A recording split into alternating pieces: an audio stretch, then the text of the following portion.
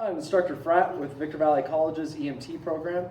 Today we're going to be going over patient management, trauma assessment.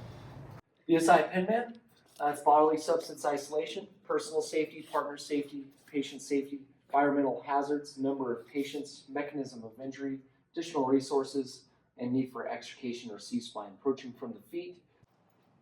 I'm going to delegate my partner to hold manual stabilization of the head, neutral inline position. I'm going to also look for any major bleeding and delegate bleeding control. I'm going to look to see if my patient's alert and tracking me. Patient is not. Sir, are you okay? Using verbal stimulation, no response to that. I'm going to do a trap pinch. Patient has no response to painful stimuli. So he's unconscious, unresponsive. I'm going to check for presence of a pulse. Patient has a pulse. I'm going to go ahead through my ABCs. Airway, is my patient's airway open, clear, maintainable? Any need for suction or airway adjuncts? Breathing, I'm assessing my rate, depth, ease on the patient. I'm also going to obtain a set of lung sounds.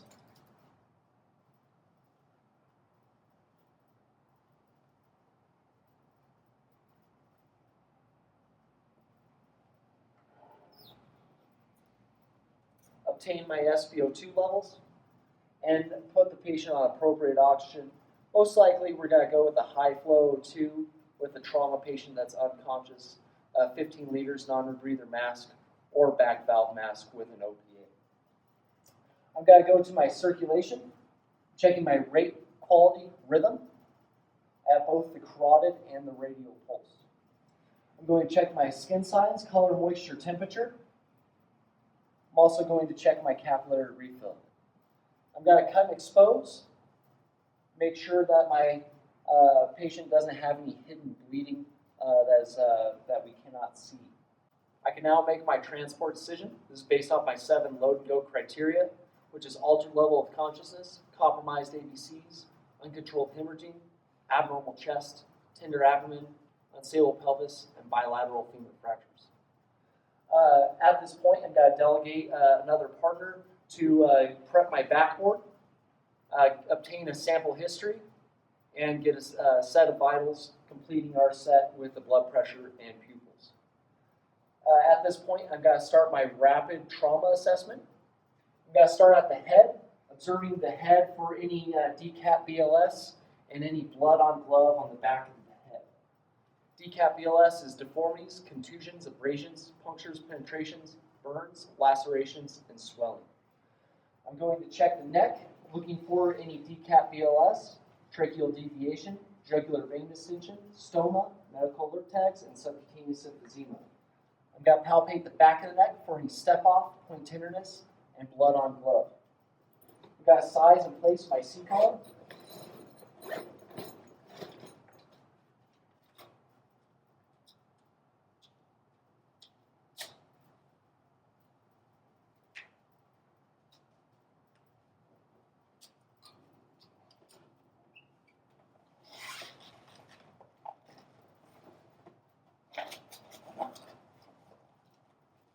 And move on to the chest.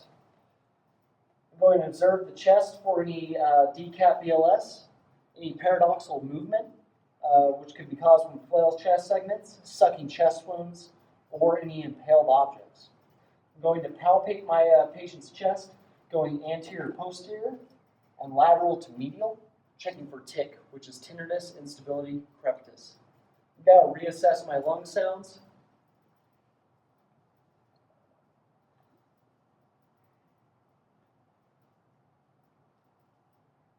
And that completes the chest.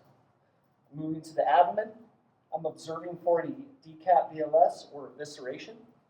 I'm going to be palpating for TRED GHP, which is tenderness, rigidity, distension, guarding, hot belly, and pulsating masses.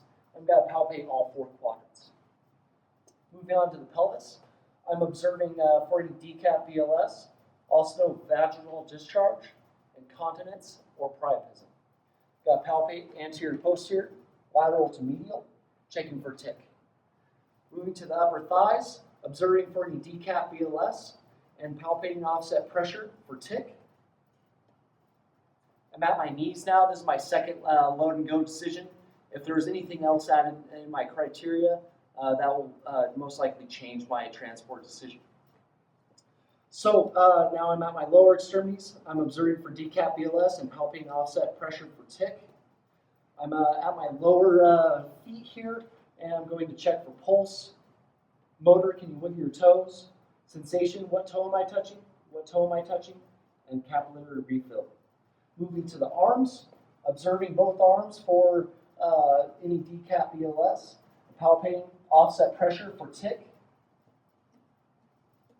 Checking my pulses. Motor, can you wiggle your fingers for me?